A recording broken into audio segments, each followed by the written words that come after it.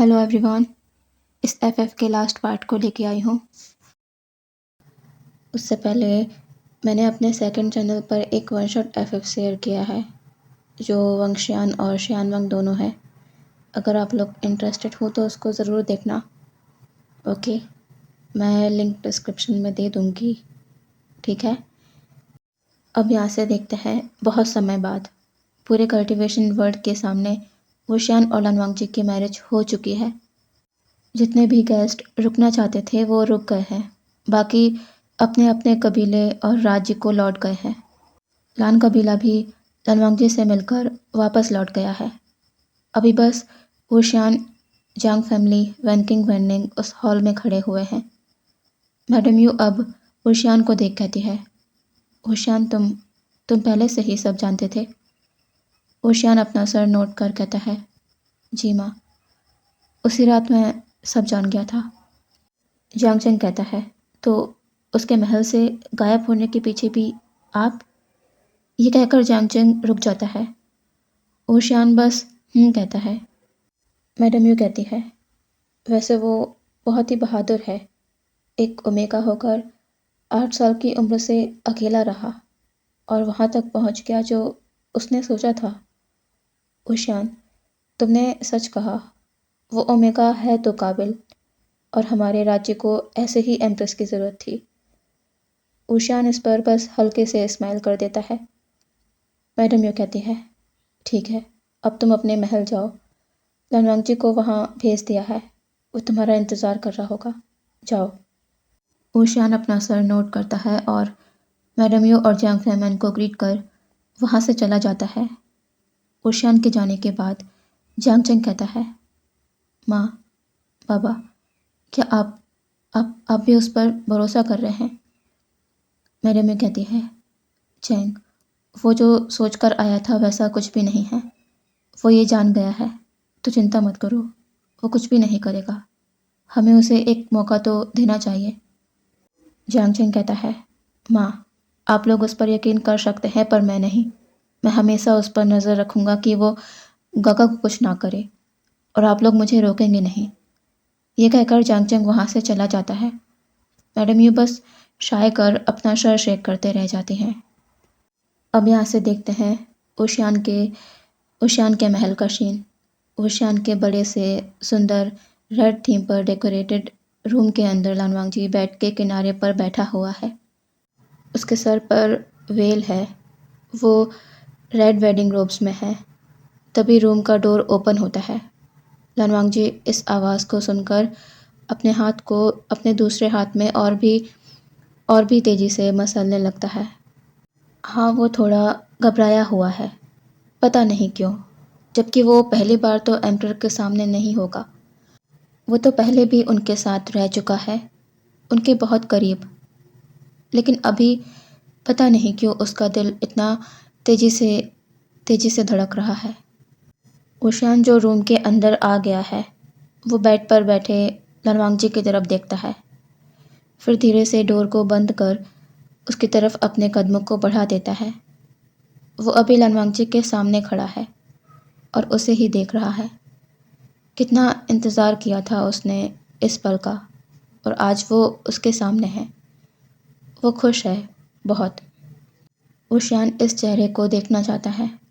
वो अपने हाथ को आगे बढ़ाता है और लनवांगजी के सर से उस वेल को अलग कर देता है।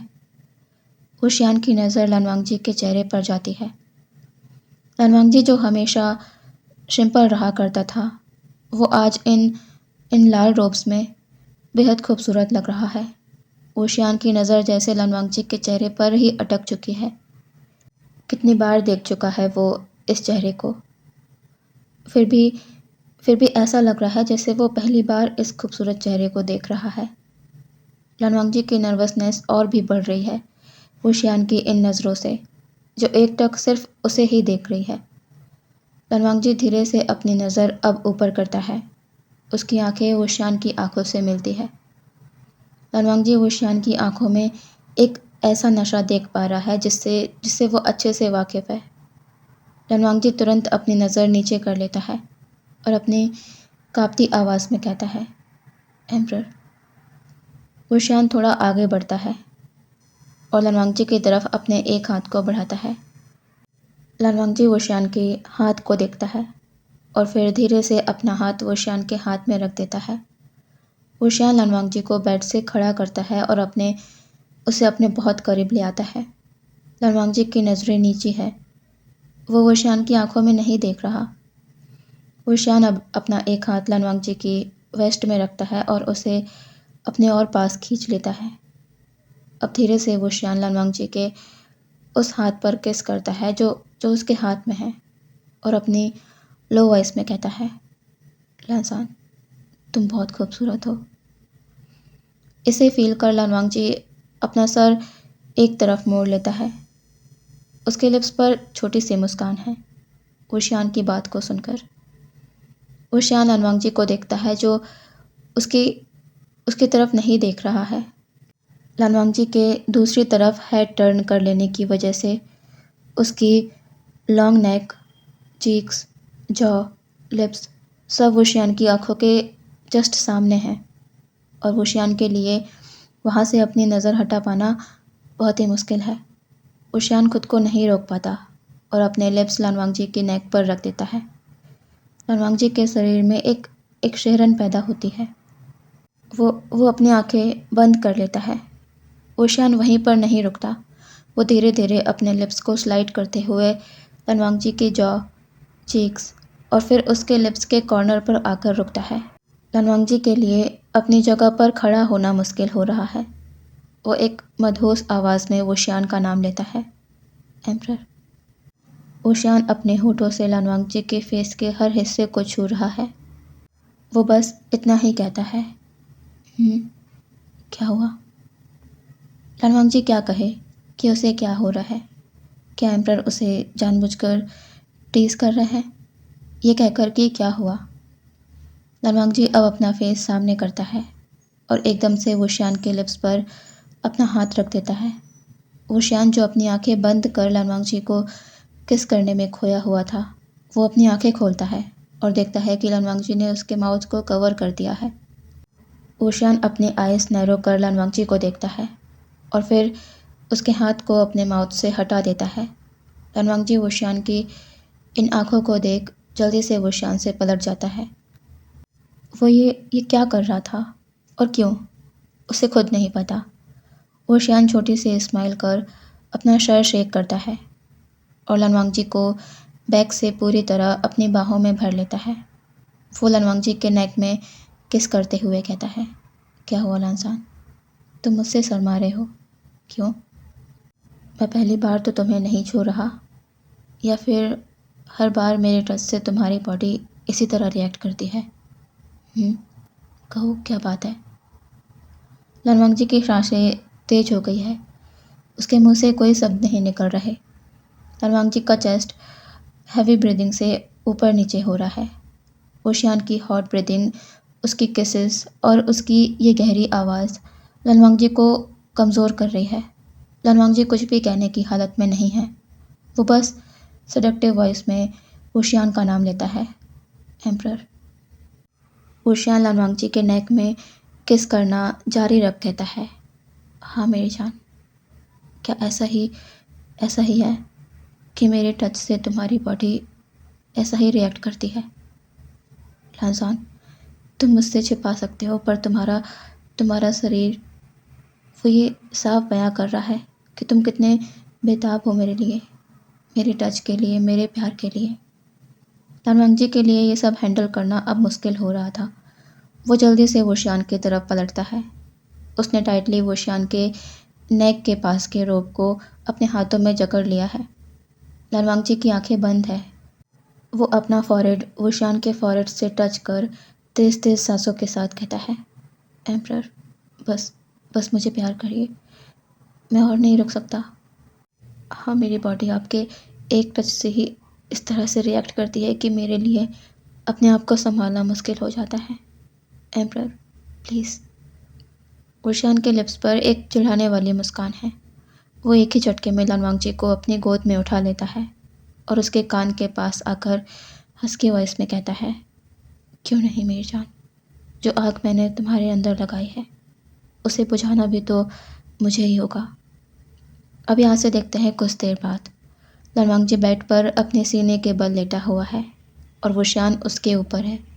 दोनों के शरीर में कोई भी कपड़ा नहीं। वुशियान लनवांगजी के बैक में किसेस कर रहा है। ये सीन बिल्कुल उसी सपने की तरह है जो वुशियान ने पहली रात देखा था, जब उसने लनवांगजी को पहली बार देखा था। पर आज वो सपना नहीं है, सच में हो रहा है। लनवांगजी आज हकीकत में उसके कक्ष में है और वुशियान उसे उसी तरह से प्यार कर रहा है। धीरे धीरे उनकी ये रात एक दूसरे को यूं ही प्यार करने में बीत जाती है। अब देखते हैं सुबह। लनवांगजी की आंखें स्लोली ओपन होती है। वो आसपास देखता है, फिर उसे रात का सब कुछ याद आता है। उसका फेस एकदम से रेड हो जाता है। तभी उसे कुछ फील हुआ। लनवांगजी अपनी नज़र नीचे करता है।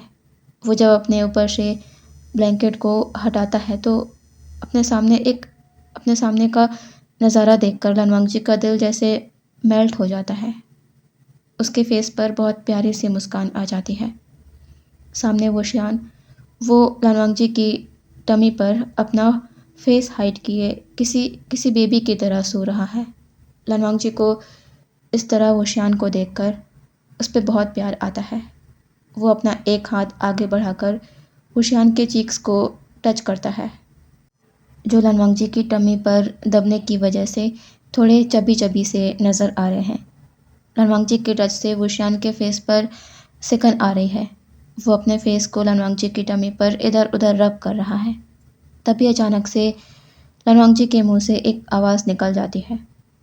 वो नीचे देखता है जहाँ वुशियान ने उसे बाइट किया है और अभी भी अपने दांतों के बीच में लनवांगजी की सॉफ्ट स्किन को दबाए हुए है। लनवांगजी कराहते हुए कहता है, एम्परर, ये आप क्या कर रहे हैं? वुशियान अब उसे छोड़ता है और देखता है कि उसके दांत लनवांगजी की वाइट स्किन पर निशान बना चुके हैं। वुशियान वहाँ पर लिक एंड शक करते हुए कहता है, क्या करूँ, मुझसे कंट्रोल ही नहीं होता जब मैं तुम्हें इस तरह अपने सामने देखता हूँ।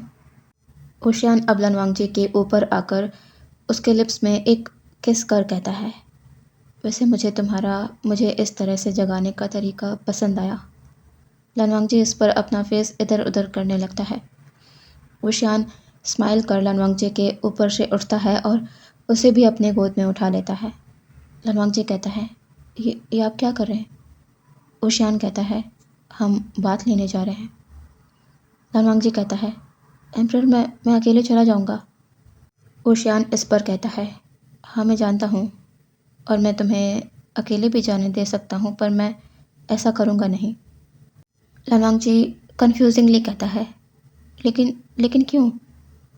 वुशियान उसे लेकर वॉशरूम की तरफ जाते हुए कहता है, क्योंकि मेरा मन अभी भी भरा नहीं है तुम्हें प्यार करने से। लनवांगजी की आंखें ये सुनकर बड़ी बड़ी हो जाती हैं, पर क्या वो वुशियान को रोक सकता था? बिल्कुल नहीं। अब यहाँ से देखते हैं सीधे दोपहर के समय। पूरी फैमिली डाइनिंग एरिया में मौजूद है और वुशियान और लनवांगजी के आने का इंतज़ार कर रही है। वो दोनों सुबह ब्रेकफास्ट के टाइम पर भी नहीं आए। मैडम यू को ये भी नहीं पता कि वो लंच टाइम में भी आएंगे या नहीं, पर मैडम यू ने उन्हें डिस्टर्ब करने की कोशिश नहीं की, इसीलिए किसी को भी उन्हें बुलाने को नहीं भेजा। चैंग हैरान है। उसके काका ने मॉर्निंग कोट मिस कर दिया। वो जो सोचता था कि उसके काका के लिए राज्य से बढ़कर कुछ नहीं, पर वो नहीं जानता था कि उसके काका किसी के लिए बदल सकते हैं, वो भी उस ओमेगा के लिए। तभी वहाँ पर वुशियान और लनवांगजी साथ में आते हैं। लनवांगजी आज बहुत ही अलग नज़र आ रहा है क्योंकि उसने एम्प्रेस के रोब्स पहने हैं, वुशियान के मैचिंग के रेड एंड ब्लैक कलर के।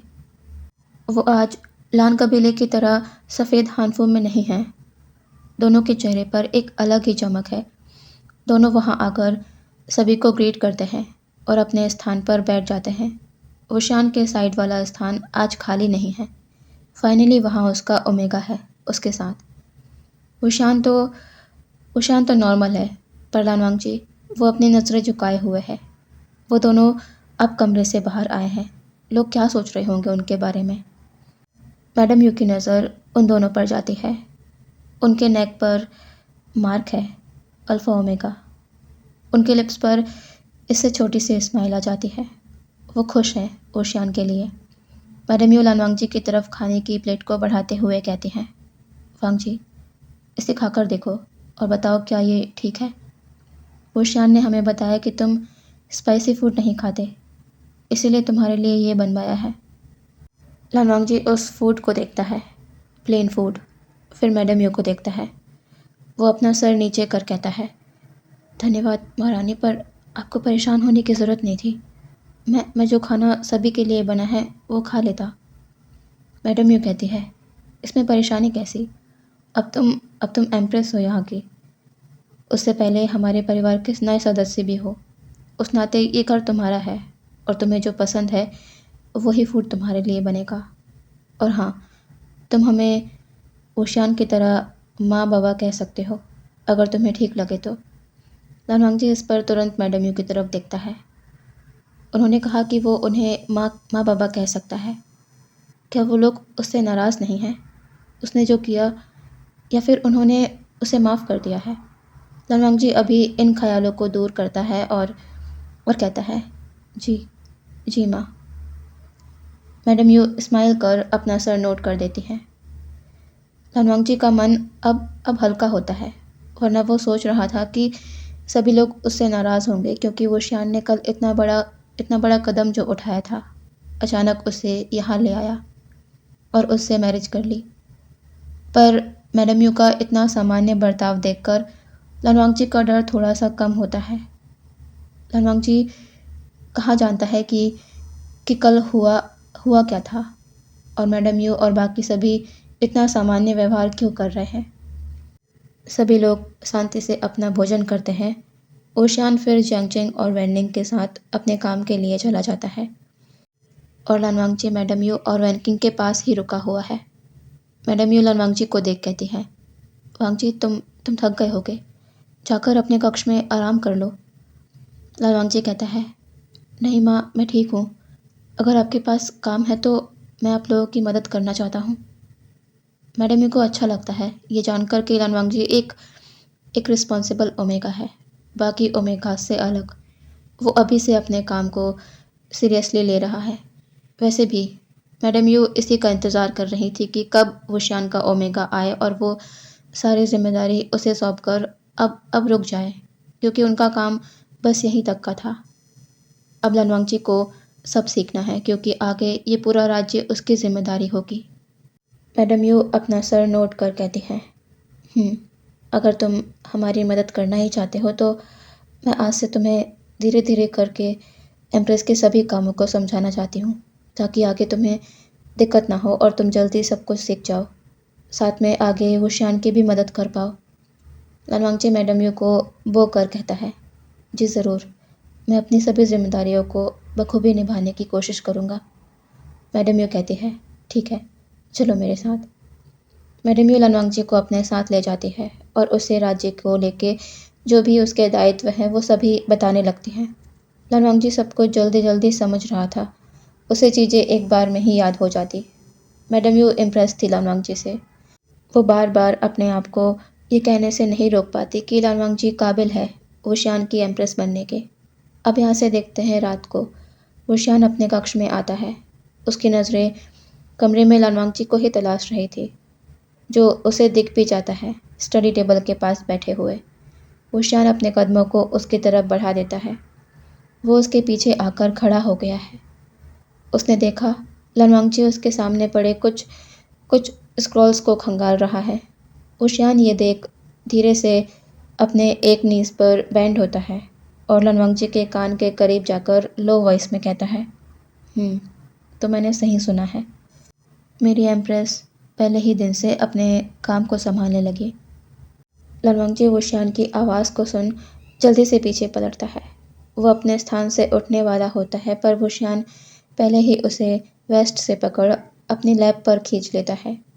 लानवांग जी वुशियान की लैब पर है और उसके उसके हैंड वुशियान के चेस्ट के पास है। वो कहता है, एम्परर, आप कब आए? वुशियान अपनी नोज़ को लानवांग जी के नेक के पास रब करते हुए कहता है, बस अभी। पर मेरी एम्प्रेस का ध्यान तो इन स्क्रॉल्स पर था। उसे पता ही नहीं कि उसका अल्फा आ चुका है। लनवांगची की सांसें तेज हो गई है। उशियान जानबूझकर उसके सेंसिटिव एरिया को किस करता है। लनवांगजी अपनी सांसों को संभालते हुए कहता है, एम्परर, मुझे मुझे माफ़ कर दीजिए। मैं कुछ देख रहा था। मेरा ध्यान ही नहीं गया कि आप आ गए हैं। ओशियान अब अपना सर पीछे कर लनवांगजी को देखता है, जिसका फेस लाल हो गया है। वो लनवांगजी को इस तरह देखकर खुद पर कंट्रोल ही नहीं कर पाता और आगे बढ़कर उसे किस करने लगता है। लनवांगजी पहले तो चौंक जाता है, पर थोड़ी देर में वो भी वुशियान के किस में मेल्ट हो जाता है। कुछ देर तक ब्रेथलेसली किस करने के बाद वुशियान लनवांगजी से अलग होता है। दोनों लंबी लंबी सांसें ले रहे हैं। वुशियान अब लनवांगजी को अपने सीने से लगाते हुए कहता है, तुम्हें देखते ही मैं अपने आप को रोक ही नहीं पाता। तुम्हें ढेर सारा प्यार करने का मन करता है, पर चिंता मत करो, आज मैं तुम्हें परेशान नहीं करूँगा। तुम्हें तुम्हें आराम करना है। आज माँ ने बताया मुझे कि आज से ही तुमने अपनी जिम्मेदारियाँ ले ली हैं। तुम्हें कुछ दिन आराम कर लेना चाहिए था। महल का काम थका देने वाला होता है, तुम परेशान हो जाओगे। लनवांगजी वुशियान के चेस्ट में अपना फेस रब करते हुए कहता है, थके हुए तो मुझसे ज़्यादा आप नज़र आ रहे हैं। फिर आपने आपने क्यों काम करना बंद नहीं किया? आपको भी आराम करना चाहिए था। पर फिर भी आप अपने काम के लिए गए ना। आपने आराम नहीं किया। लनवांगजी अब वुशियान की आंखों में देखता है और कहता है, आप पर बहुत सी जिम्मेदारियां हैं। मैं बस आपकी मदद करना चाहता हूँ, जिम्मेदारियों को बांटकर। मुझे मत रोकिए। ओशियान कुछ देर तक लनवांगजी को देखता है, फिर एक छोटी सी स्माइल कर कहता है, कौन जानता था कि एम्परर वी वुशियान पहले दिन ही अपने ओमेगा से हार जाएगा। लनवांगजी इस पर अपनी नज़रें शर्म से नीचे कर लेता है। वुशियान लनवांगजी को अपनी गोद में उठाता है और कमरे की रोशनी को बुझाकर लनवांगजी को लेके बेड पर आ जाता है। वुशियान लनवांगजी को अपनी बाहों में लेके लेटा हुआ है। कुछ देर बातें करते करते और एक दूसरे की गर्माहट को फील करते हुए दोनों ही नींद की आगोश में चले जाते हैं। ऐसे ही उनके दिन बीत रहे थे।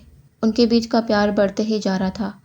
दोनों अपने अपने कामों से थक कर रूम में आते, पर एक दूसरे को टच करके, एक दूसरे को जी भर के प्यार करके उनकी थकान कैसे मिट जाती उन्हें पता ही नहीं चलता। उशियान तो लनवांगजी का, उसके शरीर का, उसकी खुशबू का एडिक्ट हो चुका था। उसे हर रात लनवांगजी अपनी बाहों में चाहिए, जहाँ वो जहाँ वो उसे प्यार कर रहा हो, इतना जिसकी कोई हद ना हो।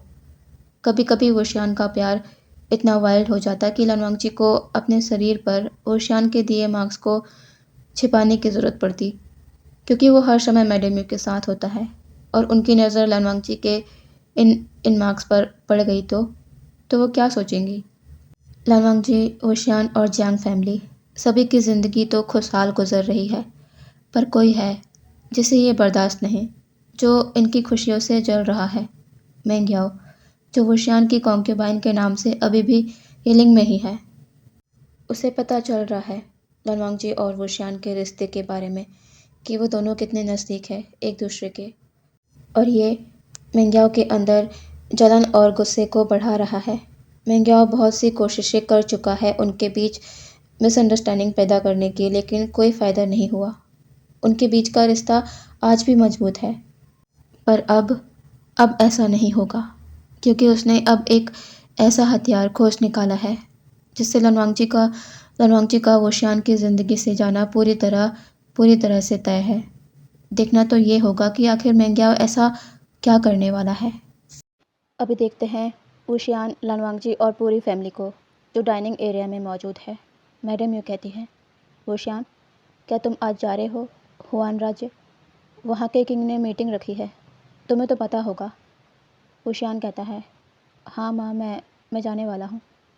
मैडम यू कहती है, ठीक है, रात में समय से वापस आ जाना। कितने टाइम निकलोगे वहाँ जाने के लिए? वुशियान कहता है, दोपहर में निकल जाऊँगा और रात तक महल वापस आ जाऊँगा। आप चिंता ना करें माँ। मैडम यू अपना सर नोट कर कहती हैं, ठीक है। वो अब लानवांगजी को देख कहती है, वांगजी, तुम आज आराम करो। महल में आज कोई काम नहीं है। शाम तक तुम अपने कक्ष में रहकर आराम करो। लानवांगजी कहता है, जी माँ। ब्रेकफास्ट के बाद सभी अपने अपने काम से चले जाते हैं। लानवांगजी बाहर गार्डन में कुछ कुछ समय के लिए लोटस तालाब के पास बैठा रहता है। वुशियान अपने काम से चला गया है। दूर से ही कोई लानवांगजी को देख रहा है। वो मेंग्याओ है, जिसके लिप्स पर एक इविल स्माइल है। वो अब वहाँ से कॉन्क्यूबाइन महल वापस लौट आता है। अब देखते हैं दोपहर के समय।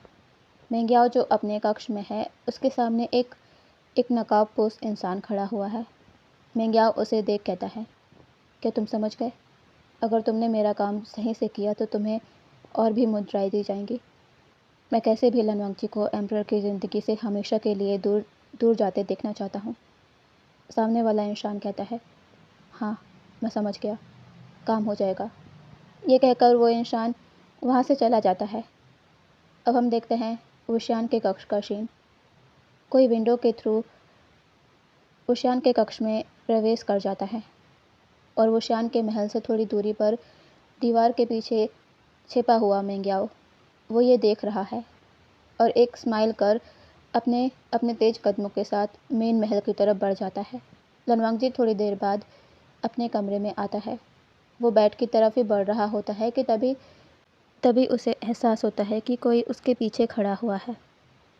लानवांगजी इससे पहले कि पीछे पलटता, कोई टाइटली पीछे से उसे अपनी बाहों में जकड़ लेता है और बिना कुछ कहे उसके उसके नेक में किसेस करने लगता है। लानवांगजी अपनी आंखें बंद कर कहता है, एम्परर, आप यहाँ क्या कर रहे हैं? आप तो हुआन राज्य के लिए निकल गए थे।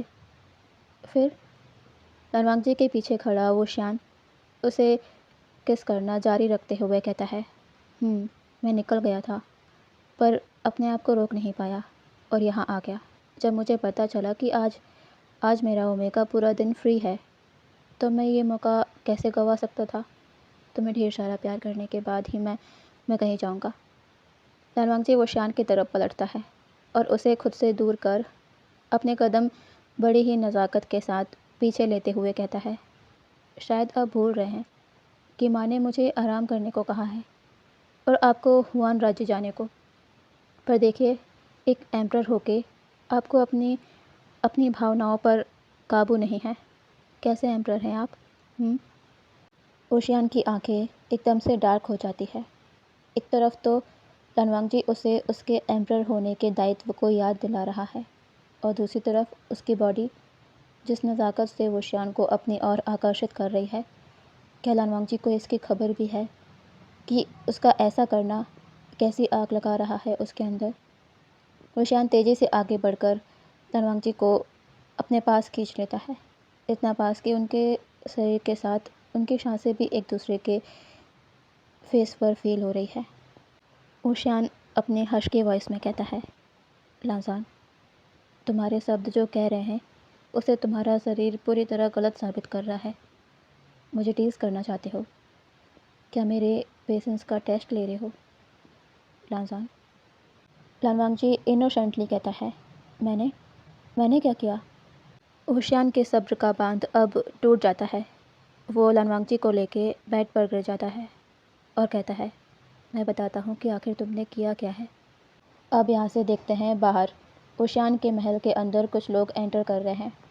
मैडम यू अपने स्ट्रिक्ट वॉइस में कहती है, अगर तुमने जो कहा है वो गलत निकला तो अंजाम बहुत बुरा होगा। मेंग्याओ कहता है, महारानी, मैं गलत क्यों कहूँगा? मैंने खुद अपनी आंखों से देखा है एम्परर के कक्ष में किसी को चोरी छुपे आते हुए। आप अभी खुद ही अपनी आंखों से सब देख लीजिएगा कि मैं झूठ नहीं कह रहा। जियांगचेंग कहता है, माँ, अभी सच पता चल जाएगा और मुझे नहीं लगता राजकुमार मेंग्याओ झूठ बोल रहे हैं, क्योंकि मुझे उस ओमेगा पर रत्ती भर का भी भरोसा नहीं है। मैडम यू, जियांगचेंग, जियांग फैमियान, वैनकिंग वैनिंग सभी मेंग्याओ के साथ वुशियान के कक्ष की तरफ बढ़ रहे हैं। वुशियान के कमरे के सामने पहुंचकर जियांगचेंग एक ही झटके में वुशियान के कमरे का डोर खोल देता है। सभी अंदर आ जाते हैं और उन्होंने अपने सामने जो नज़ारा देखा उससे तो सभी अपनी जगह पर जम जाते हैं। इस तेज़ आवाज़ को सुनकर बेड पर लानवांगजी के ऊपर लेटा वो शियान जो उसके लिप्स पर किस कर रहा था, दोनों अब सामने खड़े लोगों की तरफ देखते हैं। लानवांगजी जब जब वहाँ देखता है तो वो एकदम से डरकर अपना फेस वो शियान के नेक में छिपा लेता है। वो शियान के फेस के एक्सप्रेशन कोल्ड हो जाते हैं। वो जल्दी से उनके बेड के ऊपर पर्दे के नोट को खोल देता है, जिससे उनका बेड पर्दों से ढक जाता है। वो शियान अब धीरे से लानवांगजी को बेड पर रख अपने बिखरे रोब्स को ठीक करते हुए बाहर आता है और सभी को देखता है जो अब उनकी तरफ बैक किए खड़े हैं। वो शियान कहता है, आप सभी यहाँ? मैडम यू बस पीछे पलटती हैं और कहती है, माफ़ करना ओशियान, वो वो हमने सोचा तुम चले गए, माफ़ करना। मैडम यू अब पीछे पलटती है और स्ट्रिक्टली कहती है, सभी चलो यहाँ से। उन सभी में सबसे बड़ा झटका जिसे लगा था वो था मेंग्याओ। सभी के बाहर आकर डोर बंद होते ही एक ज़ोर का स्लैप मेंग्याओ के गाल पर पड़ता है। मैडम यू गुस्से से कहती है, तुम्हारी वजह से हमें अपने बच्चे के सामने शर्मिंदा होना पड़ा। तुमसे कहा था ना कि अगर तुम गलत निकले तो अंजाम बहुत बुरा होगा। अपने आप को समझते क्या हो तुम? अपनी हैसियत मत भूलो। एक कॉन्क्यूबाइन हो जिसकी जगह सिर्फ कॉन्क्यूबाइन महल में है, लेकिन उसके बाद भी तुम मेन महल में आने की हिम्मत जुटा पाए। इतना ही नहीं कि राज्य की एम्प्रेस पर भी ये आरोप लगाया कि उनका अवैध संबंध है। शर्म नहीं आई तुम्हें? मैं मैं तुमसे ये सब क्यों कह रही हूँ, जब हमारे ही घर के लोग इस तरह के आरोप का समर्थन करते हैं और प्रमाण ढूंढने निकल पड़ते हैं। ये कहकर मैडम यू गुस्से से जैंगचिंग को देखती है, जो जो अपना सर नीचे कर लेता है। मैडम यू अब वापस से मेंग्याओ को देख कहती है, वेनिंग, ओमेगा डिसाइपल से कहकर कॉन्क्यूबाइन मेंग्याओ को यहाँ से ले जाओ और इन्हें 50 करोड़ की और 5 दिन काल कोठरी में रहने की सज़ा दी जाती है। इतना कहकर मैडम यू जांग फैमियान के साथ वहाँ से चली जाती है। इन लोगों की वजह से उन्हें कितना एम्बेरस होना पड़ा अपने ही बेटे और उसके ओमेगा के आगे। मेंग्याओ जैंगचिंग से अपनी सफाई में कुछ कहने वाला था, पर जैंगचिंग बिना एक बार भी उसकी तरफ देखे वहाँ से चला जाता है। उसे भी अच्छा नहीं लगा। उसे सोच समझकर काम करना चाहिए था। ओमेगा डिसाइपल घसीटते हुए मेंग्याओ को वहाँ से ले जाते हैं। यहाँ रूम के अंदर लानवांगजी अपना सर ऊपर कर वो शियान को देखता है और कहता है, उन्होंने हमें ऐसे देख लिया। वो क्या सोचते होंगे हमारे बारे में? आपके अचानक आने की वजह से मैंने देखा ही नहीं कि मैंने डोर बंद नहीं किया है। ये अब ये सब आपकी गलती है। ओशियान लानवांगजी के पास आते हुए कहता है, मेरी गलती? मेरी गलती क्यों? गलती तो उनकी थी ना। एक एक मैरिड कपल के रूम में नॉक करके आते हैं, ये उन्हें पता होना चाहिए। माँ तो ऐसा कभी नहीं करती। ज़रूर कुछ हुआ होगा। कोई बात नहीं, मैं बाद में पता लगा लूँगा। चलो ठीक है, अभी तुम आराम करो, मैं भी चलता हूँ। रात में आऊँगा और जो भी हुआ उसके बारे में ज़्यादा मत सोचो, समझे? लानवांगजी बस अपना सर नोट कर देता है। ओशियान लानवांगजी को बेड पर लेटाता है और उसे अच्छे से ब्लैंकेट उड़ाकर उसके फॉरहेड पर किस कर वहाँ से चला जाता है। अब देखते हैं कुछ दिनों बाद। मेंग्याओ अपने कमरे में गुस्से से सामान इधर उधर फेंक रहा है। कल ही वो अपनी पनिशमेंट पूरी कर बाहर आया है। वो बहुत ही फ्रस्ट्रेट है। एक तो उसका प्लान बुरी तरह फ्लॉप हो गया, जिसकी वजह से उसे पनिशमेंट लेनी पड़ी, और ऊपर से अब उसे मेन महल में जाने की इजाज़त नहीं है। ना ही वो जैंगचिंग से मिल पा रहा है। वो कुछ भी नहीं कर पा रहा। तभी उसके कमरे में वही इंसान आता है। मेंग्याओ गुस्से से उसकी तरफ बढ़ते हुए कहता है, तुम कहाँ मर गए थे उस दिन? तुम वहाँ क्यों नहीं थे? वो इंसान कहता है, मैं उस कमरे में पहुँच गया था, पर तभी वहाँ पर एम्पर आ गए। फिर मुझे चुपके से भागना पड़ा, क्योंकि अगर उन्हें भनक लग जाती तो बहुत बुरा हो जाता।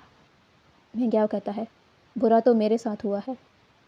लानवांगजी हर बार कैसे बच जाता है? पर पर अब मैं कुछ ऐसा करूँगा, या तो वो यहाँ रहेगा या फिर मैं। वह इंसान कहता है, आप क्या करने का सोच रहे हैं? मिंग्याओ कहता है, लानवांगजी के पास अब बचने का कोई रास्ता नहीं होगा।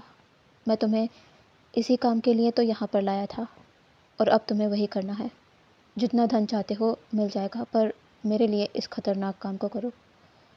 ऐसे ही कुछ दिन बीतते हैं। आज महल में बहुत सी तैयारियां चल रही है, क्योंकि आज आज से स्प्रिंग फेस्टिवल शुरू हो रहे हैं। कुछ दिनों तक सारे राज्य में इसका जश्न मनाया जाएगा और सभी इस फेस्टिवल के लिए उत्साहित इसीलिए भी है क्योंकि उनकी एम्प्रेस के मिलने के बाद ये पहला फेस्टिवल है उनके राज्य में। इसीलिए सभी और भी ज़्यादा खुश हैं। यहाँ से देखते हैं रात के समय वुशियान और लानवांगजी साथ में मेन हॉल में आते हैं जहाँ पर जश्न होना है। वुशियान और लानवांगजी थ्रोन की तरफ बढ़ रहे हैं। उनके पीछे सभी फैमिली मेम्बर्स भी आ रहे हैं। वैनिंग जस्ट वुशियान के पीछे था, तभी वैनिंग की एक तेज चीख उस हॉल में गूंज जाती है। वुशियान जल्दी से पीछे पलटता है। वैनिंग वैनिंग के पास आते हुए कहती है, निंग, क्या हुआ है तुम्हें? वुशियान कहता है, वैनिंग, क्या बात है? वैनिंग कोई जवाब नहीं देता। तभी सभी ने देखा कि वैनिंग ने अपने गर्दन के पास से एक नीडल को बाहर निकाला। उसकी आंखें लाल है दर्द की वजह से और देखते ही देखते वैनिंग अपनी आंखों को बंद कर गिरने लगता है, पर वुशियान जल्दी से उसे संभाल लेता है। वैनिंग को जगाते हुए कहती है, निंग, अपनी आंखें खोलो। वो अब उस नीडल को देखती है और कहती है, एम्परर, उसे पॉइजनस नीडल लगी है, जल्दी हमें मेडिकल रूम जाना होगा। वैनिंग को जल्दी से मेडिकल रूम ले जाया जाता है। वैनकिंग उसके साथ गई है। वुशियान, मैडम यू, जियांग फैमियान, लानवांगजी सभी अभी हॉल में ही है। तभी जियांगचिंग किसी को पकड़कर अपने साथ लाता है और वुशियान के सामने खड़ा कर देता है। जियांगचिंग कहता है, काका, यही वो नकाबपोश है जिसने वैनिंग पर वो पॉइजनस नीडल से वार किया। वुशियान उस इंसान को देखता है और उसके नेक पर अपनी तलवार रख कहता है, कौन हो तुम और तुमने वैनिंग को घायल क्यों किया? वो पर्सन कहता है, मेरा मकसद उसे मारना तो था ही नहीं, मेरा मकसद तो आपको मारना था एम्परर। इसी मकसद के साथ तो मैं बड़ा हुआ हूँ। लानवांगजी जब इस आवाज़ को सुनता है तो उसे ऐसा लगता है कि उसने ये आवाज़ पहले कहीं सुनी है, पर कौन हो सकता है? वुशियान कहता है, मुझे मारना चाहते थे, लेकिन क्यों? मैं तो तुम्हें जानता भी नहीं। इस पर वो इंसान कहता है, हाँ, आप मुझे नहीं जानते होंगे, पर वो तो मुझे जानता है जिसके लिए मैं आपको मारना चाहता था, जो आपके दिल के बहुत करीब है। वुशियान समझ नहीं पाता इस इंसान की बात। जियांगचिंग कहता है, क्या मतलब है तुम्हारा? काका के सबसे करीब इंसान? किसकी बात कर रहे हो तुम?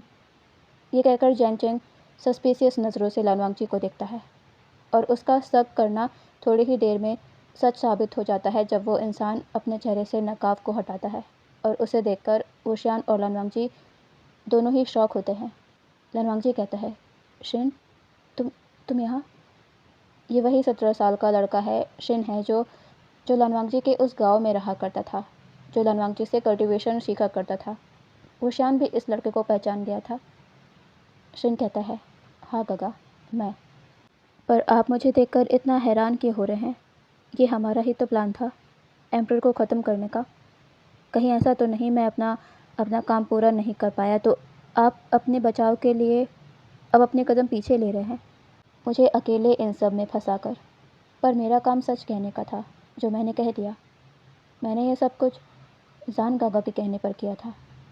सभी लोगों को ये सुनकर झटका लगता है, पर वो अभी भी उस लड़के को देखे जा रहा है। लानवांगजी अपना सर ना में शेक कर कहता है, नहीं, ऐसा नहीं है। तुम झूठ क्यों बोल रहे हो शिन? शिन के कहने से पहले ही जियांगचिंग कहता है, अब नाटक करना बंद करो। नाटक करने की ज़रूरत नहीं है। मैं तो पहले ही समझ गया था कि तुम भरोसे के लायक हो ही नहीं। गागा, अब आप क्या कहेंगे? देख लिया आपने अपनी आंखों से इस ओमेगा की सच्चाई। वुशियान बस इतना ही कहता है, इसे ले जाओ यहाँ से। चैंग, इस बारे में बाद में बात करेंगे, अभी वैनिंग के बारे में सोचो। ये कहकर वुशियान हीलर रूम की तरफ बढ़ जाता है, पर जियांगचिंग उसकी आंखों को देखकर लग ही नहीं रहा है कि आज वो वुशियान की बात मानने के किसी भी मूड में है। अब देखते हैं कुछ समय बाद सभी लोग हीलर रूम में मौजूद है। वुशियान भी बेड पर लेटे वैनिंग के पास ही खड़ा है। बेड के दूसरी तरफ वैनकिंग है, वो और कुछ हीलर मिलकर वैनिंग का इलाज कर रहे हैं। वुशियान वहाँ खड़ा है, पर इस बात से अनजान कि यहाँ कोई मौजूद नहीं है, कोई एक शख्स यहाँ पर नहीं है और किसी का भी ध्यान इस बात पर नहीं गया है। लगभग आधे घंटे बाद वो हीलर कहते हैं, अब ये खतरे से बाहर है, शरीर से जहर निकाल लिया गया है, अभी कुछ देर में इन्हें होश आ जाएगा। वुशियान अब जाकर एक चैन की सांस लेता है, क्योंकि वो नहीं चाहता था कि उसको बचाने के चक्कर में वैन को कुछ हो जाए। सभी को बस अब वैन के होश में आने का इंतज़ार है। सभी लोग वहाँ से बाहर आ जाते हैं। वुशियान अपने आसपास देखता है, फिर सभी की तरफ। वुशियान की नज़रें किसी को तलाश रही है, पर वो इंसान उसे नज़र क्यों नहीं आ रहा। वुशियान कहता है, लानसान, लानसान कहाँ है? अब सभी का ध्यान भी इस बात पर जाता है कि लानवांगजी वो यहाँ नहीं है। तो वो कहाँ है? मैडम यूँ कहती है, वांगजी कहाँ गया? वो हॉल में तो हमारे साथ ही था ना, पर यहाँ यहाँ मैंने उसे नहीं देखा। वुशियान कहता है, लानसान, वो कहाँ जा सकता है? तभी अचानक से वुशियान को कुछ हिट होता है। वो अपनी नज़र अब पीछे खड़े जियांगचेंग पकड़ता है, जो शांत वहाँ पर खड़ा हुआ है, जैसे ये उसकी चिंता का कोई विषय ही नहीं है कि लानवांगजी यहाँ पर नहीं है। वुशियान उसकी तरफ अपने कदमों को बढ़ाते हुए कहता है, चेंग, लानसान कहाँ है? सभी का ध्यान अब जियांगचेंग पर जाता है। मैडम के चेहरे के भाव अचानक से बदल जाते हैं। वो अनबिलीवेबल लुक से जियांगचेंग को देखती है। जियांगचेंग अपने काम एक्सप्रेशन के साथ कहता है, वो वहाँ है जहाँ उसे होना चाहिए। वुशियान की मुट्ठी टाइटली कस जाती है। उसके एक्सप्रेशन थोड़े डार्क हो गए हैं। वो कहता है, चैंग, लानसान कहाँ है? तुम्हारे कहने का क्या मतलब है? जियांगचेंग कहता है, वही जो उसकी जगह है, जो उसने किया है, उसके बाद वो वहाँ होना ही डिज़र्व करता है। मैडम यूँ कहती है, चैंग, ये क्या कह रहे हो तुम? वांगजी कहाँ है? वुशियान को बताओ। जियांगचेंग कुछ नहीं कहता। वुशियान कहता है, चैंग, मैं आखिरी बार तुमसे पूछ रहा हूँ, लानसान कहाँ है? वरना मैं ये समझूंगा कि तुम्हारे लिए मेरे आदेश या मुझसे बढ़कर अपनी ज़िद को पूरा करना है। जियांगचेंग के चेहरे के भाव अब बदलते हैं। वो कहता है, काका, आप ये क्या कह रहे हैं? ऐसा नहीं है। वुशियान कहता है, तो फिर मुझे बताओ कि लानसान कहाँ है? जियांगचेंग अपनी मुट्ठियों को टाइटली कसता है, पर फिर वो कह ही देता है, ओमेगा डिसाइपल उसे हमारे कैद खाने में ले गए हैं। वुशियान जब ये सुनता है तो उसे बहुत गुस्सा आता है। वो ऊंची आवाज़ में कहता है, चैंग, तुमने फिर से वही किया। अगर इस बार उसे कुछ हुआ तो मैं क्या करूँगा मुझे खुद नहीं पता। ये कहकर वुशियान जियांगचेंग को क्रॉस कर वहाँ से तेज कदमों से चला जाता है। जियांगचेंग वुशियान के पीछे पीछे जाते हुए कहता है, काका, आप चाहे मुझे कोई भी पनिशमेंट दे दे, पर अब मैं उस ओमेगा को वापस हमारी फैमिली में शामिल नहीं होने दूंगा। मैडम यू और बाकी सभी भी उनके पीछे जाते हैं। मैडम यू जियांगचेंग को रोकने की कोशिश कर रही है, पर वो अपने ही ज़िद पर अड़ा है। वुशियान सीधे कैद खाने में पहुंचता है और उसकी नज़र जब अपने ओमेगा पर पड़ती है तो उसके दिल में एक तेज़ दर्द होता है। वुशियान कहता है, लानसान। सामने लानवांगजी, जिसके हाथ जंजीरों से बंधे हुए हैं, वो धीरे से अपना सर ऊपर करता है। उसकी आंखें आंसुओं से भरी है, लाल है, उनमें दर्द साफ नज़र आ रहा है। वुशियान अपनी तलवार से उन जंजीरों को एक बार में ही तोड़ देता है। लानवांगजी, जो थोड़ा लड़खड़ा जाता है, उसे वुशियान जल्दी से आगे बढ़कर अपनी बाहों में थाम लेता है। लानवांगजी का सर वुशियान के चेस्ट में है। वुशियान लानवांगजी को सिक्योरली थामे हुए है। वो जब अपने हाथ को सामने कर देखता है तो उसका दर्द और भी ज़्यादा बढ़ जाता है। उसके हाथ में खून है। वो एक बार फिर से लेट हो गया, पहले की तरह। वुशियान अपने अपर लेयर को उतारता है और लानवांगजी को बैक से कवर कर लेता है। लानवांगजी धीरे से अपना सर ऊपर कर वुशियान को देखता है और अपनी लो वॉइस में कहता है, एम्परर, मैंने कुछ भी नहीं किया। शिन ने जो भी कहा वो सब झूठ है। मैंने कभी उससे आपको लेकर कोई भी जिक्र किया ही नहीं। तो आपको नुकसान पहुंचाने की योजना बनाना? नहीं एम्परर, ये सब झूठ है। सब कुछ सच जान लेने के बाद आपको किसी तरह से नुकसान पहुंचाने से पहले मैं खुद अपनी जान ले लूँगा। मेरा यकीन कीजिए एम्परर, मैंने कुछ नहीं किया। वुशियान लानवांगजी के बालों को सहलाते हुए कहता है, शांत हो जाओ। मैं जानता हूँ सब कुछ। तुम्हें कुछ भी कहने की ज़रूरत नहीं। वुशियान लानवांगजी को वहाँ से ले जाने लगता है, लेकिन जियांगचेंग तुरंत उनके बीच आ जाता है। मैडम यू कहती है, जियांगचेंग, आखिर करना क्या चाह रहे हो तुम? जियांगचेंग कहता है, माँ, आज आप कुछ भी नहीं बोलेंगे। वुशियान गागा को मेरे सवालों का जवाब देने होंगे। क्यों ये ओमेगा उनके लिए इतना ज़रूरी है? क्या ये नहीं जानते कि वैन निंग बस इनका सेनापति नहीं है, मेरा होने वाला ब्रदर इन लॉ भी है, मतलब हमारे परिवार का सदस्य। इनके लिए उसने वो निडल अपने ऊपर ले लिया और उसकी इस हालत का जो कारण है ये ओमेगा गागा अभी भी उसे बचाना चाहते हैं। क्यों? क्या ये हम सभी से बढ़कर है आपके लिए? उशियान जैंगचिंग की बात का कोई जवाब नहीं देता। वह देखता है कि लनवांगजी की आंखें बंद है। उशियान उसके गाल पर टैप करता है और कहता है, लहसान लहसान आंखें खोलो। पर लनवांगजी का कोई जवाब नहीं। उशियान जल्दी से लनवांगजी को गोद में उठाता है और वहाँ से जाने लगता है। तभी जैंगचिंग कुछ ऐसा कहता है कि उशियान के पैर वहीं रुक जाते हैं। जैंगचिंग कहता है, काका, आज आपने साबित कर दिया कि आप हमारी फैमिली का हिस्सा नहीं हो। एक दूसरा खून ही होता है। आपके लिए ये इंसान ज़्यादा ज़रूरी है हम सभी से। क्यों? मैं आपका सगा भाई नहीं हूँ और ना माँ बाबा आपके सगे माता पिता है। ये आपने आज साबित कर दिया। उशियान अपनी जगह पर जम जाता है। वो एक बार पलटकर जैंगचिंग को देखता है, जो जो आज उस जैंगचिंग से अलग लग रहा है जिसे उशियान जानता है, पर वो कुछ भी नहीं कहता। उशियान एक बार टाइटली अपनी आंखों को बंद करता है और फिर वहाँ से चला जाता है बिना कोई शब्द कहे। मैडम यू अपने दिल पर हाथ रखे खड़ी हैं। उनकी आंखों से आंसू बह रहे हैं। जंग फैमियान उनके शोल्डर पर हाथ रखते हैं। मैडम यू उन्हें देखती हैं, आंखों ही आंखों में, जैसे वो उनसे पूछना चाह रही हो कि क्या ये उनकी ही परवरिश है।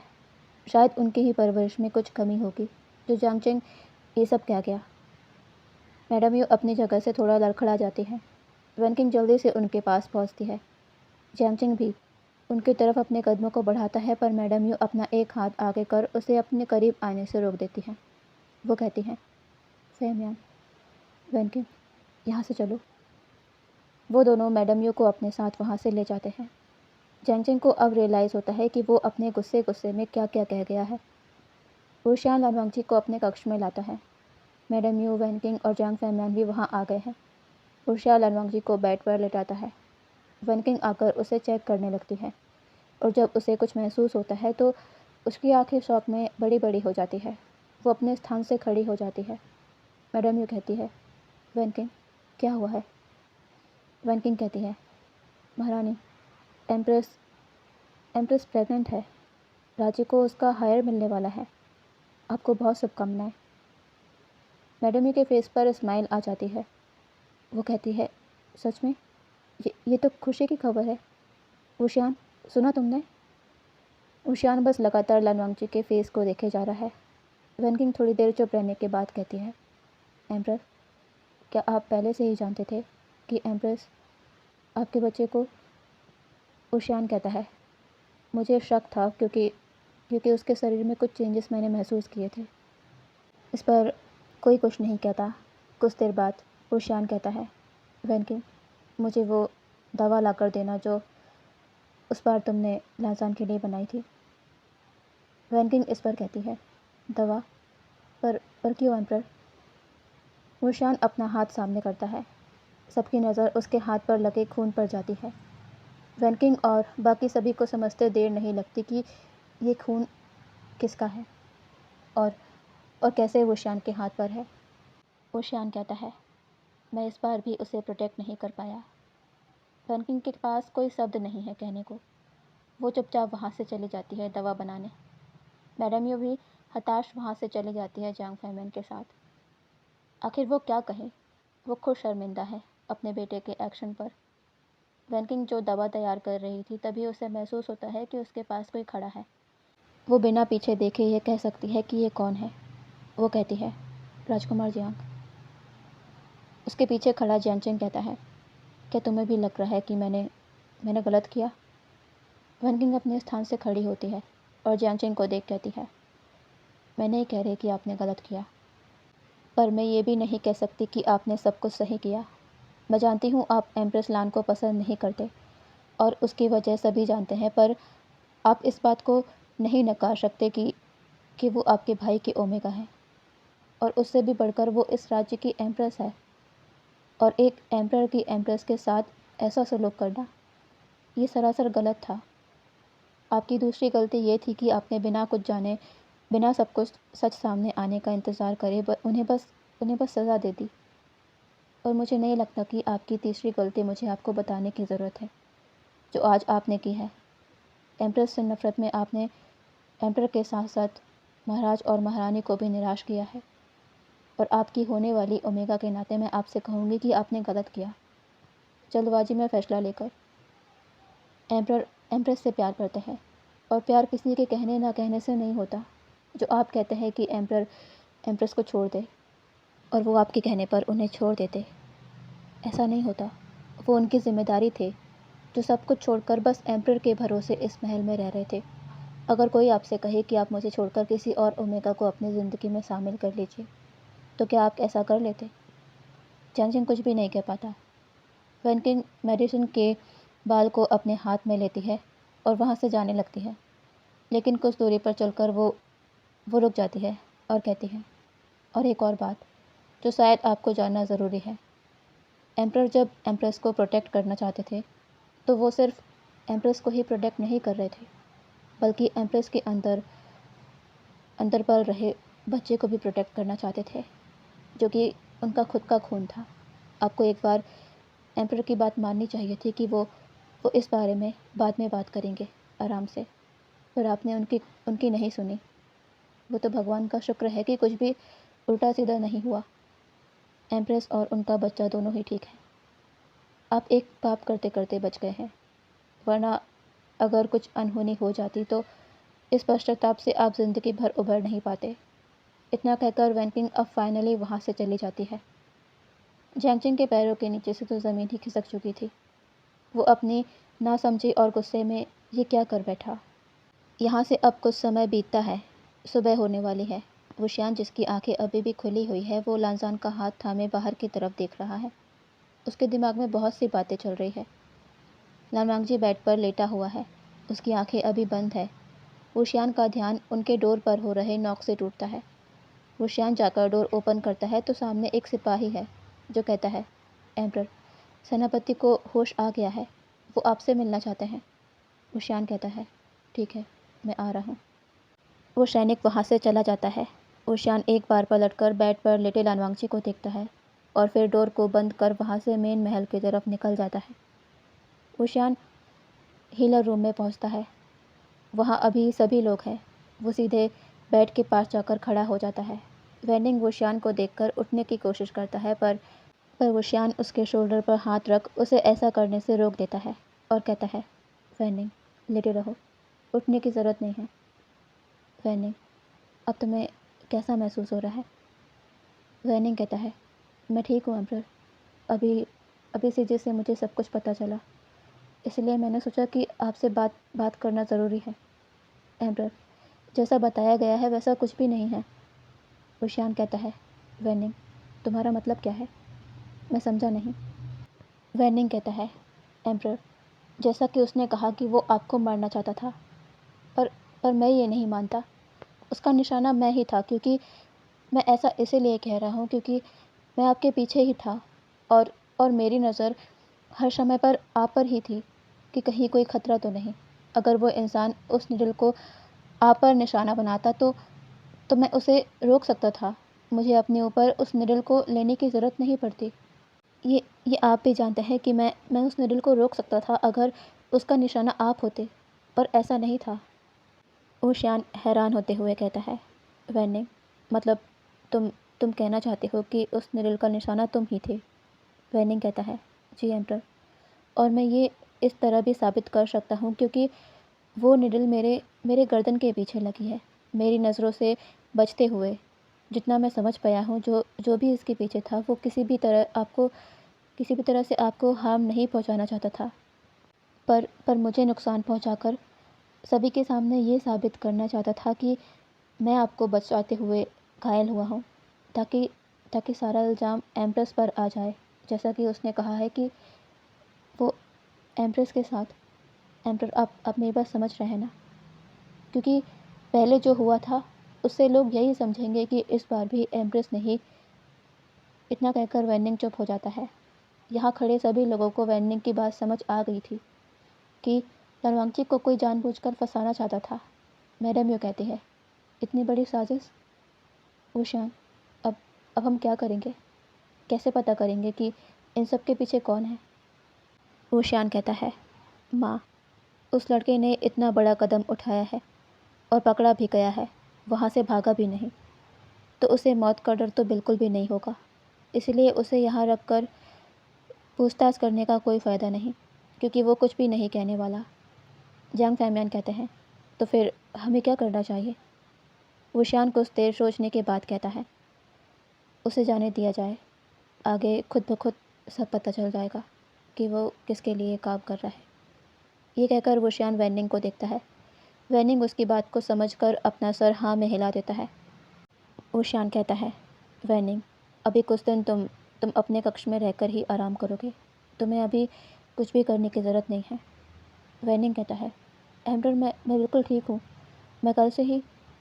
वुशियान वैनिंग की बात को काट कहता है, वैनिंग, ये मेरा आदेश है, तुम्हें मानना होगा, कुछ दिन आराम करो। वैनकिंग, तुम इस बात का ध्यान रखना कि वैनिंग सिर्फ आराम ही करे यहाँ रहकर, और कुछ भी काम ना करे। वैनकिंग कहती है, जी एम्पर। वुशियान अब मैडम यू और जांग फैमियान को देखता है और कहता है, माँ, बाबा, आप लोग अभी तक जाग रहे हैं, आप सोए क्यों नहीं? मैडम यू कहती है, चिंता की वजह से हम सो ही नहीं पा रहे थे। वुशियान कहता है, वैनिंग, अब ठीक है, आप लोग परेशान ना हो और अपने कक्ष में जाकर आराम से सो जाइए। पूरी रात जागे हैं आप लोग, आपको अपने स्वास्थ्य का ध्यान रखना चाहिए। माँ बाबा, सुबह होने वाली है, आप लोग आराम करिए और सुबह जल्दी उठने की ज़रूरत नहीं है। मैडम यू कहती है, ठीक है, हम आराम करेंगे और तुम भी जाकर सो जाना, मैं जानती हूँ तुम भी रात भर नहीं सोए हो। वैनिंग और वांगजी की चिंता में, क्या वांगजी जाग गया? वुशियान कहता है, नहीं माँ, वो सो रहा है। मैडम यू कहती है, ठीक है, उसका ख्याल रखना, हम भी चलते हैं। वैनकिंग, तुम भी जाकर सो जाना। वैनकिंग कहती है, जी महारानी। सबसे पहले वुशियान वहाँ से चला जाता है, फिर मैडम यू और जांग फैमियान। जैंगजिंग वहीं पर था। जैंगजिंग को बुरा लगा, वुशियान ने उसे देखा पर उससे बात नहीं की, और उसकी माँ ने तो उसे देखा भी नहीं। जैंगजिंग को अच्छे से पता लग रहा था कि उसने कितनी बड़ी भूल कर दी है। वुशियान अपने कक्ष में वापस आता है। वो जैसे ही डोर को बंद कर पीछे पलटता है तो देखता है कि लनवांगजी बेड से उठने की कोशिश कर रहा है। वुशियान जल्दी से उसके पास जाता है और उसे संभालते हुए कहता है, लाजान, क्या कर रहे हो? संभल कर, तुम्हारे घाव अभी भरे नहीं हैं। वुशियान धीरे से बेड पर लेटता है और लनवांगजी को अपने चेस्ट में ले लेता है। लनवांगजी के ऊपर उसके अपर बॉडी में कोई भी क्लॉथ नहीं है, क्योंकि वुशियान ने उसके बैग पर मेडिसिन लगाई थी। वो अपने सीने के बल ही लेटा हुआ था। लाजान अभी वुशियान के चेस्ट में सर रखे हुए है। वुशियान दोनों को ब्लैंकेट से कवर कर लेता है, क्योंकि लाजान की बॉडी में अपर रोब्स नहीं है, तो उसे ठंड लग सकती है। लनवांगजी धीरे से अपना सर ऊपर कर वुशियान को देखता है और अपनी लो वॉइस में कहता है, आप मुझसे नाराज़ नहीं हैं? वुशियान कहता है, मुझे तुमसे नाराज़ क्यों होना चाहिए? लनवांगजी कहता है, जो भी हुआ उसके बाद। वुशियान कहता है, क्या तुमने वो सब किया? लनवांगजी इस पर चुप हो जाता है। उसकी आंखें आंसुओं से भर जाती है। वो बार बार अपना सर नाक में शेक कर कहता है, नहीं एम्परर, मेरा यकीन कीजिए, मैंने कुछ भी। वुशियान लनवांगजी के लिप्स पर अपने फिंगर रख कहता है, मैं जानता हूँ, तुम्हें कुछ भी कहने की ज़रूरत नहीं है। वुशियान लनवांगजी की आँख से बहे आंसू को पोंछ कहता है, मुझे तुम पर विश्वास है, बस तुम चिंता मत करो, और रोना तो बिल्कुल भी नहीं, और ना ही तुम्हें ज़्यादा सोचने की ज़रूरत है, क्योंकि ये अच्छा नहीं हमारे होने वाले बच्चे के लिए। लनवांगजी जब ये सुनता है तो एकदम से रुक जाता है। वो जो रो रहा था एकदम से शांत हो जाता है। वो कहता है, एम्परर, आपने आपने क्या कहा? वुशियान लनवांगजी के एक हाथ को उसके बैले पर रख कहता है, हमारा बच्चा तुम्हारे अंदर है, अगर तुम परेशान रहोगे, यूँ रोगे तो उसे तकलीफ़ होगी, क्या तुम ऐसा चाहते हो? लनवांगजी कहता है, बच्चा हमारा? वो अपनी बड़ी बड़ी आइज़ कर वुशियान को देखता है, फिर अपने अंदर फील करता है उस एनर्जी को। उसके लिप्स पर छोटी सी स्माइल आ जाती है। वो कहता है, एम्प्रर, मैं उसे महसूस कर पा रहा हूँ, वो मेरे अंदर है। वुशियान लानवांगची के फोrehead पर किस कर कहता है, हाँ, वो तुम्हारे अंदर है। अब तुम्हें अपना और उसका बहुत ख्याल रखना होगा। लानवांगची अपना सर हाँ में हिलाते हुए कहता है, मैं रखूँगा, उसका बहुत ख्याल रखूँगा। वुशियान लानवांगची को हक कर कहता है, तुम उसका ख्याल रखना और मैं तुम्हें कुछ नहीं होने दूंगा। लानवांगची को सुकून मिलता है वुशियान की बाहों में। वो अब कुछ भी नहीं सोचता। वुशियान उसके साथ है, उसे उस पर भरोसा है। लानवांगची के लिए बस इतना ही काफ़ी है, उसे और कुछ नहीं चाहिए। लानवांगची कहता है, एम्प्रर, सेनापति वैनिंग, क्या वो ठीक है? वुशियान कहता है, हाँ, वैनिंग ठीक है, उसे होश आ गया है कुछ समय पहले ही। लानवांगची अब धीरे से कहता है, राजकुमार जियांग, एम्प्रर, हम वहाँ से कैसे आ गए? क्या क्या कैद खाने में कुछ हुआ है? मुझे कुछ याद नहीं। वुशियान लानवांगची के बालों को सहलाते हुए कहता है, तुम्हें कुछ भी याद करने की ज़रूरत नहीं है, सब कुछ ठीक है। चैंग, उसने कुछ नहीं कहा। तुम अब इन सब बातों को छोड़ो और अपनी आंखें बंद करो, तुम्हें अभी और आराम करने की ज़रूरत है। लानवांगची कहता है, आपको भी? आपकी आंखें बता रही है कि आप रात भर से जागे हैं। वुशियान लानवांगची के लिप्स पर किस कर कहता है, मुझे भी आराम चाहिए, तुम्हें फील करते हुए। वुशियान लानवांगची को अपने ऊपर लेकर बेड पर लेट जाता है। दोनों पर अच्छे से ब्लैंकेट को कर अपनी आंखों को बंद कर लेता है। दोनों की ही कुछ समय में नींद लग जाती है। अगले दिन सभी लोग लेट ही जागते हैं। वुशियान लानवांगची को वैनकिंग की दी हुई मेडिसिन देकर आराम करने का कह के अपने काम के लिए चला जाता है। कुछ समय बाद वैनकिंग और मैडम यू लानवांगची के पास आते हैं। उससे उसकी तबीयत पूछते हैं। लानवांगची बताता है कि वो बिल्कुल ठीक है। मैडम यू लानवांगची को अपना और भी ज़्यादा ध्यान रखने को कहती हैं और उससे कहती है कि वो अभी राज्य के काम के बारे में ना सोचे, क्योंकि उसे अभी खुद पर और अपने बच्चे पर ध्यान देने की ज़रूरत है। लानवांगची ओबीडेंटली मैडम यू की बात मान जाता है। कोई भी लानवांगची से पिछली रात की बातें नहीं करता। धीरे धीरे कुछ दिन बीतते हैं। वैनिंग बिल्कुल ठीक हो गया था। लानवांगची कम ही अपने कमरे से बाहर निकला करता था।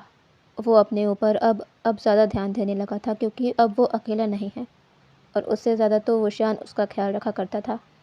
लानवांगची को क्या चाहिए, न जाने कि वुशियान कैसे वो सब जान जाता था और अगले दिन वो सब चीज़ लानवांगची के सामने हाजिर हो जाती थी।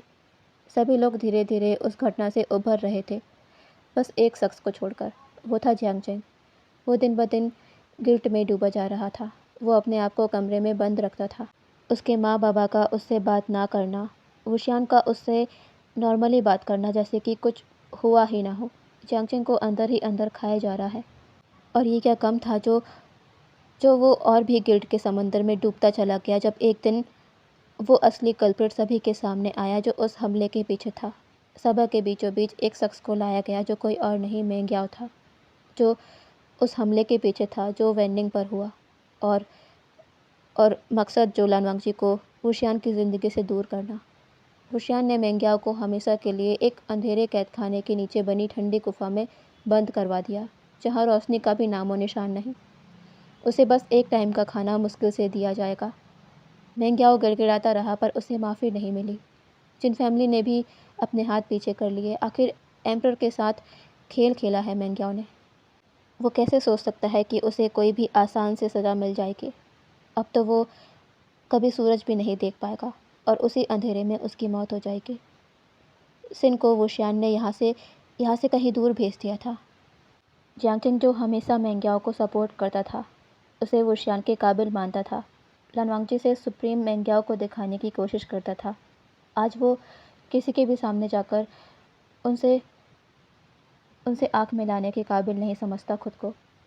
आखिर वो इतना अंधा कैसे हो गया, जो उसे क्या सही है क्या गलत वो नज़र नहीं आया, और उसके पास अब बस रिग्रेट करने को ही रह गया था। ऐसे करके कुछ दिन और बीतते हैं। अभी देखते हैं वुशियान को, जो मैडम यू और जियांग फैमियन के सामने बैठा हुआ है। मैडम यू कहती हैं, क्या बात है वुशियान, तुम कुछ कहना चाहते थे? क्या बात है, बताओ।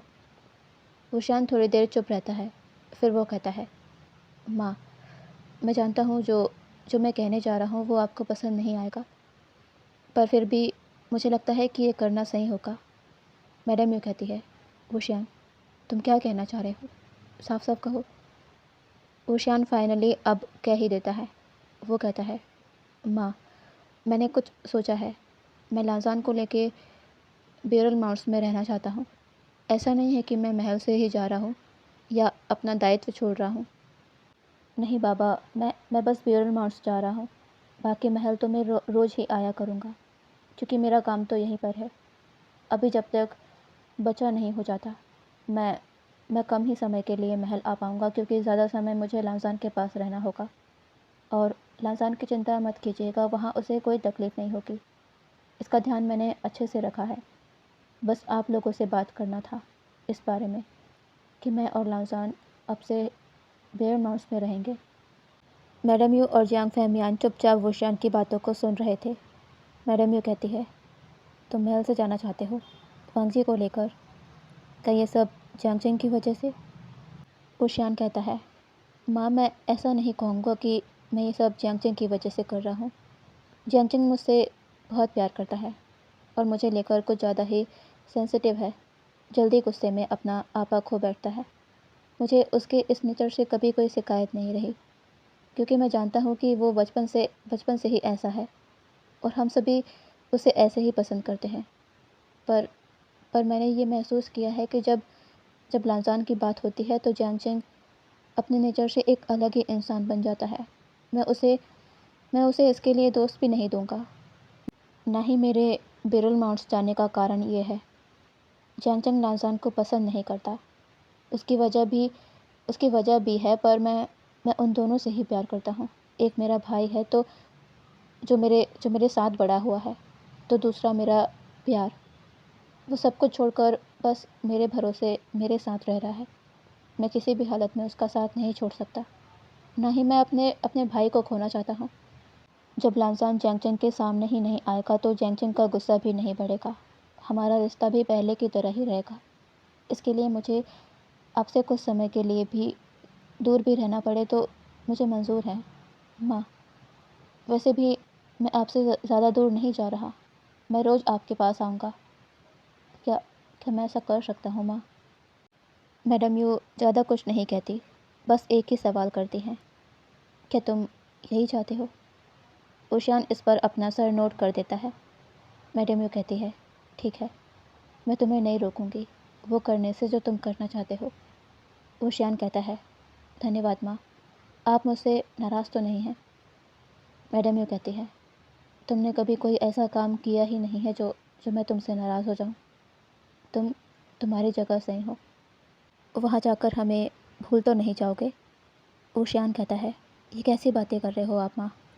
क्या ऐसा हो सकता है कि मैं अपने माँ बाबा को भूल जाऊँ? मैं रोज़ आपके पास आऊँगा। कभी ये एहसास नहीं होने दूँगा कि मैं महल से दूर हूँ। मैडम यू बस अपना सर नोट कर देती हैं।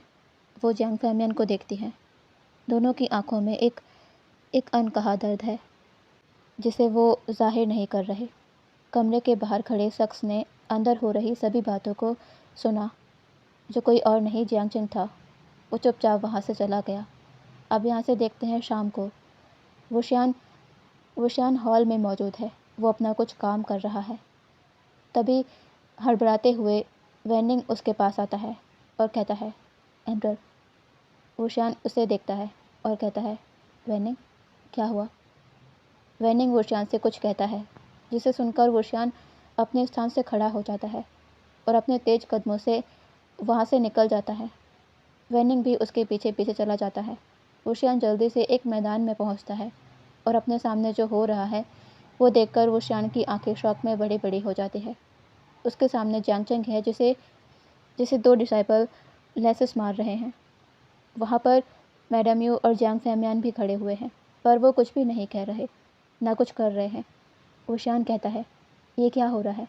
रुको अभी। वो दो डिसाइपल जो जियांगचेंग को लैशेस मार रहे थे वो रुक जाते हैं। जियांगचेंग उन दोनों को देख कहता है, मेरी पनिशमेंट अभी पूरी नहीं हुई है, 5 लेसेस और बाकी है। ये सुनकर वो दोनों डिसाइपल एक दूसरे को देखते हैं और फिर से जियांगचेंग को लैशेस मारना शुरू कर देते हैं। ऊशियान हैरानी से कहता है, पनिशमेंट? जियांगचेन, ये क्या कह रहे हो तुम? ऊशियान अब अपने माँ बाबा को देखता है और कहता है, माँ, बाबा, पनिशमेंट? ये क्या हो रहा है? मैडम यू कहती है, हमने उसे कुछ भी नहीं कहा है, वो खुद से पनिशमेंट लेना चाहता है, यिलिंग की एम्प्रेस का अपमान करने के लिए। ऊशियान कहता है, जियांगचेन, क्या तुम पागल हो गए हो? अभी के अभी ये सब रोको। जियांगचेन ऊशियान की नहीं सुनता। उसी समय लान वांगजी वैनकिंग के साथ वहाँ पर आता है। वो भी हैरान होता है कि ये क्या हो रहा है। जियांगचेन को एक आखिरी लैशिश मारी जाती है। उसकी नज़र ऊशियान के पास खड़े लान वांगजी पर जाती है। वो अपने स्थान से उठता है। उसके रोब्स खून से लथपथ हो गए हैं। वो लड़खड़ाते कदमों से चलकर लान वांगजी के सामने अपने घुटनों पर आ जाता है। लान वांगजी कहता है, राजकुमार जियांग, आप ये क्या कर रहे हैं?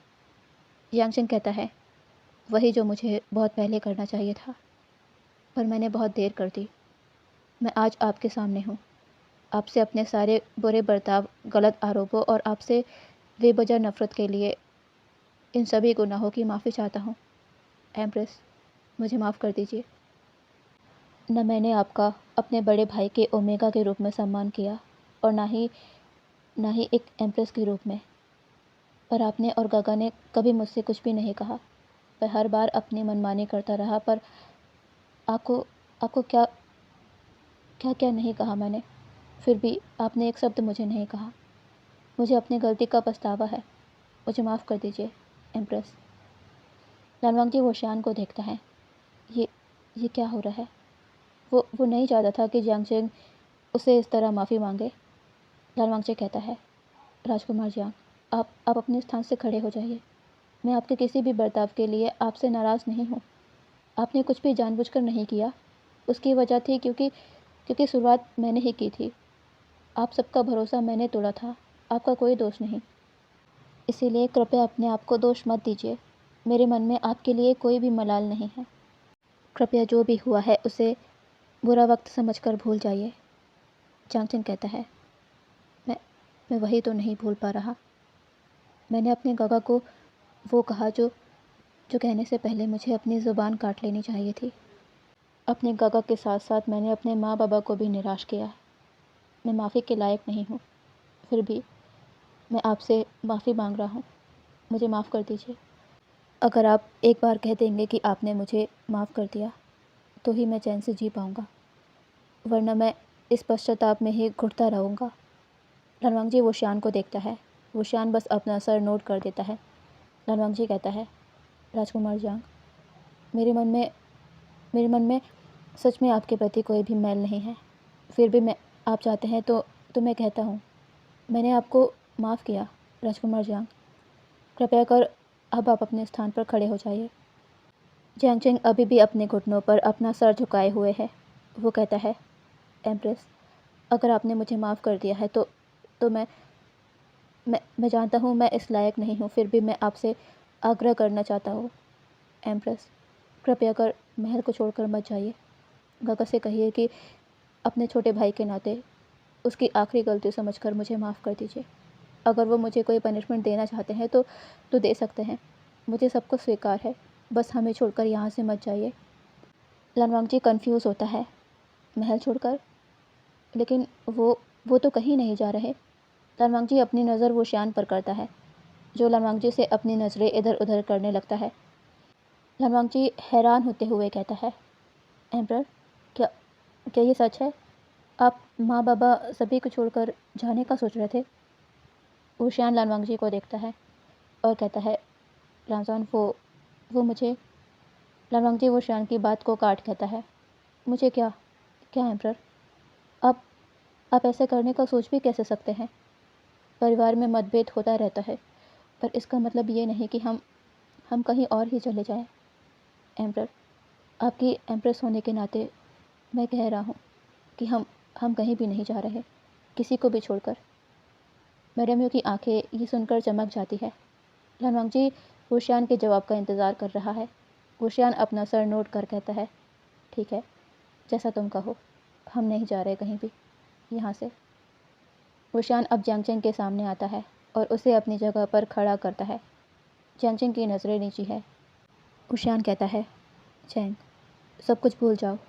जो भी हुआ उसे अपने दिमाग से बाहर करो। मैं तुम्हें पहले की तरह ही देखना चाहता हूँ और मैंने जो भी कहा उसे भी भूल जाओ। मैं कहीं भी नहीं जा रहा हूँ तुम्हें छोड़कर। च्याँग की आँख से एक बूंद आंसू बह जाता है। ऊशियान ये देख उसके आंसू को साफ कर कहता है, तुम आज भी एक बच्चे की तरह ही हो। बस फ़र्क इतना है कि पहले तुम मेरे पास आकर मेरे गले लगकर रोया करते थे, पर आज तुम अकेले रो रहे हो। च्याँग अचानक से आगे बढ़कर ऊशियान को हग कर लेता है और अपने आंसुओं को बहने देता है। ऊशियान छोटी सी स्माइल कर उसके बैग को रब कर रहा है। सभी खुश हैं। फाइनली अब सब कुछ ठीक हो गया है। किसी के मन में भी किसी के प्रति कोई भी मलाल नहीं। अब यहाँ से समय गुजरता है। देखते हैं कुछ महीनों बाद। सभी एक कक्ष में मौजूद हैं। ऊशियान जो बेड के पास खड़ा हुआ है, वो अपने दोनों हाथों को आगे करता है। वैनकिंग पहले एक बच्चे को, फिर दूसरे बच्चे को जो अभी अभी जन्म हुए हैं, उन्हें ऊशियान की गोद में रख देती है। ऊशियान के लिप्स में छोटी सी स्माइल है। उसकी आइज़ थोड़ी टियरी भी है।